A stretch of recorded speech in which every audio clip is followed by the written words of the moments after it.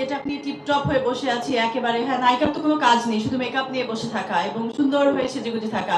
এটার পেছনে যে কতটা হার্ডওয়ার্ক আছে এবং নিজেকে মেনটেন করে ধরে রাখা এবং একটা ক্যারেক্টার থেকে আরেকটা ক্যারেক্টারে শিফট করা, এটা অনেক কষ্টের ব্যাপার, অনেক সাধনার ব্যাপার। আমি বলবো ইন্ডাস্ট্রিতে আমরা সবাই যারা কাজ করি, পেশেন্স হার্ডওয়ার্ক ছাড়া কোনো জায়গা নেই এখানে, কোনো শর্টকাট নাই আসলে।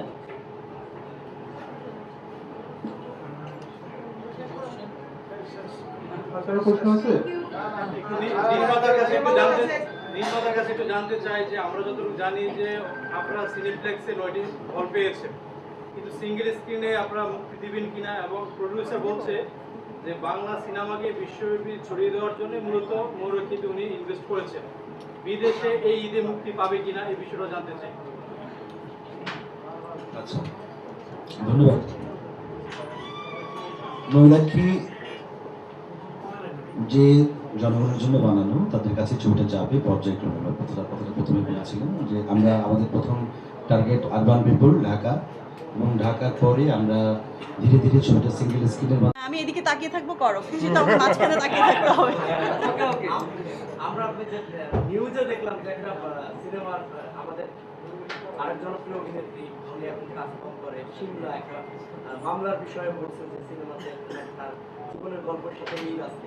এটা নিয়ে যদি আসলে আপনাদের টিমের বক্তব্য থাকে। না, বক্তব্য আসলে সিনেমাটা হলে গিয়ে দেখতে হবে, then you guys can relate যে কি আসলে সত্যতা। এখন আমি এরকম কিছুই বলতে পারছি না, এটা ইন্ডাস্ট্রির গল্প। ময়ূরাক্ষী একটা সবার জন্য, সবার একটা গল্প। সো হলে গিয়ে সিনেমাটা দেখে তারপর ডিসাইড করতে হবে। এখন আমি কিছুই বলতে চাই না, ইটস আ সারপ্রাইজ। সিনেমাতে অনেক কিছু হবে, মামলা হামলা, এটা তো সিনেমা, বিগ স্ক্রিনার সিনেমা, একটা হিউজ একটা প্ল্যাটফর্ম, এখানে মামলা হামলা কত কিছু হবে। It's good.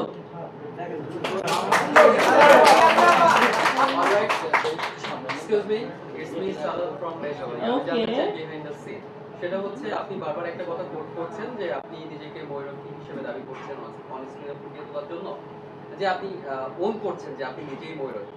সো অন স্ক্রিনে ফুটিয়ে তোলার জন্য একজন আর্টিস্টের অনেক পরিশ্রম করতে হয়, অনেক চ্যালেঞ্জ দিতে হয়, বিহাইন্ড দ্য সিন অনেক কিছু করে, সেটা হতে পারে মজার, সেটা হতে পারে অকওয়ার্ড। সো এই নিজেকে ময়ূরক্ষী হিসেবে অন স্ক্রিনে ফুটিয়ে তোলার জন্য অফ স্ক্রিনে আপনার কতটা পরিশ্রম করতে হয়েছে? প্রচুর পরিশ্রম করতে হয়। এটার পেছনে যে মেকআপ গেটআপ নিয়ে টিপটপ হয়ে বসে আছি একেবারে। হ্যাঁ, নায়িকার তো কোনো কাজ নেই, শুধু মেকআপ নিয়ে বসে থাকা এবং সুন্দর হয়ে সেজেগুজে থাকা। এটার পেছনে যে কতটা হার্ডওয়ার্ক আছে এবং নিজেকে মেনটেন করে ধরে রাখা এবং একটা ক্যারেক্টার থেকে আরেকটা ক্যারেক্টারে শিফট করা, এটা অনেক কষ্টের ব্যাপার, অনেক সাধনার ব্যাপার। আমি বলবো ইন্ডাস্ট্রিতে আমরা সবাই যারা কাজ করি, পেশেন্স হার্ডওয়ার্ক ছাড়া কোনো জায়গা নেই এখানে, কোনো শর্টকাট নাই আসলে।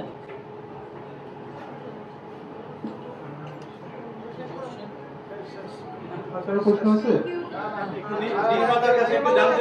নির্মাতার কাছে একটু জানতে চাই যে আমরা যতটুকু জানি যে আপনারা সিনেপ্লেক্সে 9টি হল পেয়েছেন, কিন্তু সিঙ্গেল স্ক্রিনে আপনারা মুক্তি দিবেন কিনা, এবং প্রডিউসার বলছে যে বাংলা সিনেমাকে বিশ্বব্যাপী ছড়িয়ে দেওয়ার জন্য মূলত ময়ূরক্ষীতে উনি ইনভেস্ট করেছেন। বিদেশে এই ঈদে মুক্তি পাবে কিনা এই বিষয়টা জানতে চাই। আচ্ছা, ধন্যবাদ। ময়ূরাক্ষী যে জনগণের জন্য বানানো, তাদের কাছে ছবিটা যাবে পর্যায়ক্রমে। কথাটা প্রথমে বলেছিলাম যে আমরা আমাদের প্রথম টার্গেট আরবান পিপল ঢাকা, এবং ঢাকার পরে আমরা ধীরে ধীরে ছবিটা সিঙ্গেল স্ক্রিনের